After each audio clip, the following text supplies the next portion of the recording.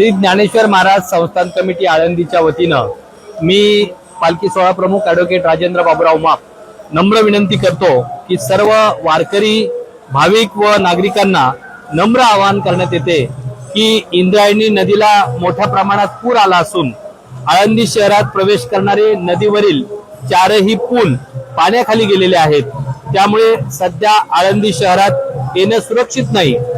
जे वारकरी व भाविक आळंदीच्या दिशेने प्रवास करत आहेत त्यांनी ज्या ठिकाणी आहात त्या ठिकाणी अथवा त्या लगतच्या सुरक्षित ठिकाणी थांबावं। आळंदीमध्ये येण्याचा कुठल्याही प्रकारे प्रयत्न करू नये। या ठिकाणी पुराची परिस्थिती पाहता आळंदी देवस्थाननं योग्य त्या सर्व दक्षता घेतलेल्या आहेत। महसूल प्रशासन असेल, पोलीस प्रशासन असेल, भाविक भक्त असेल, यांना नम्र आवाहन करण्यात येत आहे की आपण ज्या ठिकाणी असाल त्या ठिकाणी सुरक्षित थांबावं।